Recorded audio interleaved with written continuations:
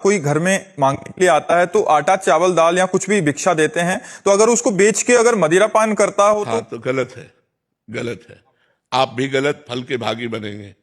इसीलिए हम प्रायः सबसे प्रार्थना करते हैं, कोई मांगने आता है, कुछ संत ऐसे हैं, कुछ संत ऐसे हैं जो आटा मांग लाते हैं, 15 दिन के लिए अपना बनाया खाया, फिर 15 दिन के लिए मांग लाते हैं। ऐसे हैं हमारे ब्रजमंडल में संत जो चून, आटा को चून कहते हैं, और चुटकी मतलब इतना आटा ऐसे वो 10 15 20 घरों से मांग लिया, 2-4 किलो हो गए, वो भजन करते हैं। तो हमें लगता है कि अगर हमारे घर कोई प्रार्थना मतलब मांगने आए तो हमें प्रार्थना करनी चाहिए कि आप बैठकर रोटी दाल भर पेट चाय पा लीजिए, या आपकी इच्छा है तो 2 रोटी ले लीजिए, और ऐसी प्रार्थना कर देनी चाहिए।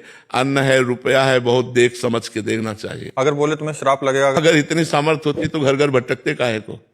श्राप और वरदान देने की सामर्थ्य होती तो दरवाजों पे भटकना नहीं होता, समझते हो। काफी सारे ऐसे हैं कि वो पैसे मांगते हैं कि 500 रुपया दे दो हमें। घोर पाखंडी होते हैं जो ऐसा कहते हैं। ये वृंदावन में ये दर्शन हुए थे, किसी ने एकदम से आपसे अपशब्द बोला, मतलब कि अगर नहीं करोगे तो ये आपके साथ कष्ट होगा, और जीवन में उसी अगले साल हमारे नया पुत्र हुआ तो उससे बहुत पीड़ा हुई। तो हम लोग को लगा कि हम नहीं नहीं नहीं नहीं, ऐसा कभी नहीं। वो संयोग है, देखो वो संयोग है कि आपका प्रारब्ध बुरा आ गया और आपको लगा कि उस महात्मा ने कह दिया तो ऐसा हो गया। बिल्कुल कदापि नहीं, ऐसा कदापि नहीं। वो बुरा प्रारब्ध आना ही था, उसके लिए महात्मा का कोई उसमें वाक्य नहीं है। कोई तो आप निश्चित समझ लो, कोई ऐसा साप और वरदान देने वाला समर्थ महात्मा वो ये नहीं कह सकता कि अगर आप ये नहीं दोगे तो आपको ऐसा हो जाएगा, ऐसा कभी नहीं कह सकता। मांग सकते हैं, वो भिक्षावृत्ति से आते हैं, ऐसे भी महापुरुष भी होते हैं जो भिक्षावृत्ति से आते हैं, तो वो बहुत संतोषी होते हैं। अगर आप ना कह दीजिए तो अच्छा बेटा, वो चले जाएंगे, क्योंकि वो इतनी क्षमता प्राप्त कर चुके हैं। और जो ये कि हम तुम्हारा अहित हो जाएगा, तो ऐसा नहीं, ऐसे कोई नहीं, ऐसा कोई नहीं तुम्हारा अहित नहीं कर सकता। ये हम तुमसे वादा करते हैं, क्योंकि इतनी सामर्थ्य उसमें नहीं है कि तुम्हारा अहित कर सके। हाँ, रोटी दाल पालो, आप ठंडी लग रही है, आपके पास कपड़ा नहीं तो लो हमारी जैकेट ले लो, पहन लो। आप अगर बीमार हो तो चलो मैं औषधि दिला दूं तुम्हें।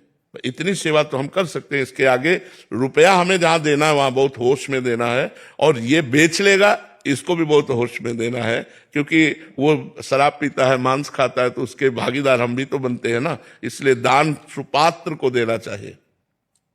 शास्त्रों में वर्णन आता है दान को सुपात्र को देना चाहिए, कुपात्र को नहीं देना चाहिए। और प्रायः जो अच्छे संत होते हैं जो भगवान में अपने जीवन को, तो जैसे हम लोग मांग के खाए हैं, आदेश है शास्त्रों का, आचार्यों का आदेश है भिक्षावृत्ति करे, उससे अभिमान नष्ट होता है। 5 घरों में जाके 1-1 रोटी 2-2 रोटी मांग ली, अपना दिन भर के लिए भोजन ले आए और चला। और जैसे आटा मान लो गुरुजी हमारे स्वयं बनाते थे, बना के लाल लाल को भोग लगा के पवाते थे, तो उनके लिए जैसे गांव में गए आटा मांग लाए, 2-2.5 किलो 3 किलो 4 किलो जो मिला वो 8-10 दिन 15 दिन जो चला, फिर मांग लाए जाके। तो कुछ ऐसे संत हैं जो मांग करके आटा ले जाते हैं, पर वो पहचान हो जाती है। तो प्रायः प्रार्थना कर दे कि हमारे यहाँ से बना हुआ भोजन मिल सकता है, आपको लेना हो ले लीजिए, आप बैठ कर पा लीजिए, नहीं तो फिर और ले लीजिए। तो अगर वो कहता है कि सांप यदि कुछ ऐसा, तो उस पर ध्यान न दे, राधा राधा राधा राधे राधे चलो, बस इतना है कि राधे राधे चलो। कोई भी सामर्थ्यशाली महात्मा ऐसा नहीं होता जो तुम्हें इस तरह का व्यवहार करे। हाँ, अगर तुम मार भी दोगे तो तुम्हारा मंगल मनाएगा, अमंगल नहीं मना सकता। जो सच्चा संत है वो कभी अमंगल नहीं मना सकता, ये बात पक्का समझ लो।